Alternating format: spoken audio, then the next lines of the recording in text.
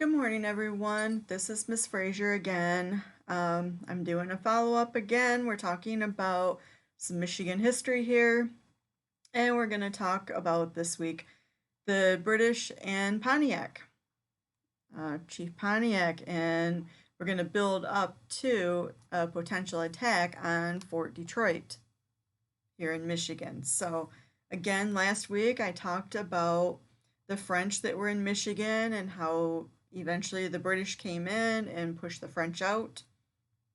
And so this week, as we're going to continue here and talk about it. So when the British came in and took over Michigan, they appointed a governor general, and they do that all over when they take over. There's somebody appointed to run the area, and this person was Lord Jeffery Amherst. And of course, Amherst, he hated Americans, the American colonists, and he really despised the natives that were here. But he did call on Sir William Johnson for some advice.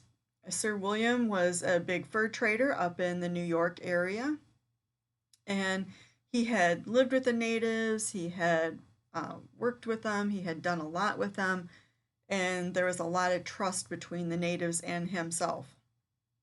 And so he came in and he recommended some things to Amherst. And some of the things he said was to, keep giving the natives things that they were expected and had been promised during the war, such as clothing, food, weapons. But Amherst, despising the natives, said, "Nope, we're not going to do it. I'm going to keep on going forward." So he said, "I didn't make the promise. I don't have any responsibility to have to keep it." So he said he wasn't going to give it to him. Although the thing was, the natives would look at that kind of stuff and see it as a sign of friendship and respect, which of course Amherst didn't understand, and he didn't want to try to understand it. So September 1761, Sir William, he calls a council of the Great Lakes tribes to meet up and talk about this new policy. Unfortunately, many of them had already heard about it from the French. And he did say that the British would not take any more land from the natives unless it was absolutely necessary for expansion. And he asked for a pledge from the natives to support the British. And even though Amherst was not going to give any gifts, Sir William felt that he had to give gifts in order to survive and just be able to walk out of this council.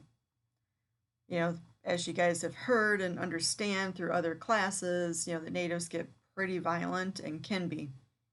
So, again, the French were out there. They were still in pockets within Michigan, in the area. They were encouraging the natives to make war against the British, and they were saying that their French father, as they were called, still loved them, and that they would take care of them and give them the things that they were wanting, and that the British were trying to make them weak by not giving them the food and the ammunition. They were actually trying to kill them. So they were being manipulative there.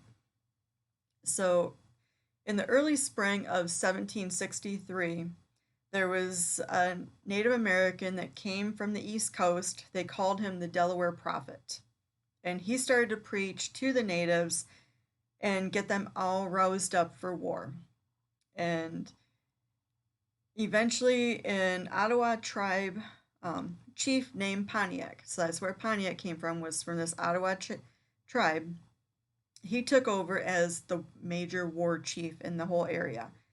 And he knew that not all the whites were bad, that there were some that where the Delaware Prophet was saying that they were all bad. So May 5th, 1763, Pontiac decides to assemble a council of war chiefs and get them all together and come up with a plan to seize Fort Detroit. The plan was to take 60 warriors with hidden weapons into the fort under the premonition that they were going to discuss the natives' grievances.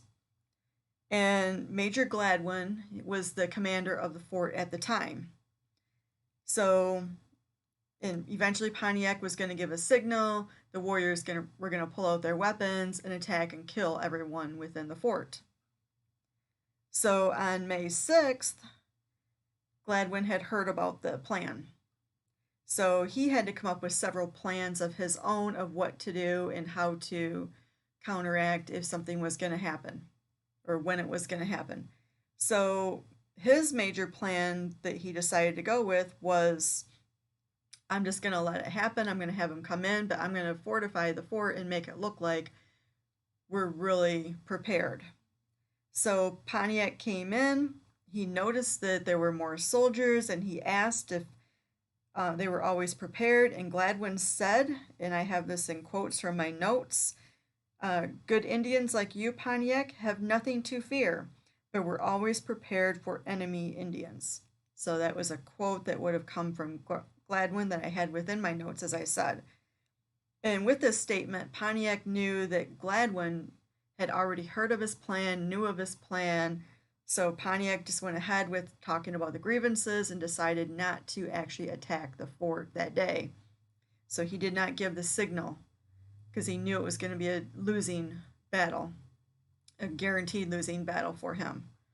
So he left the fort at that day, but it did not stop him from planning more attacks and what would happen next, which next week I'm going to move on into the siege of Fort Detroit that Pontiac did.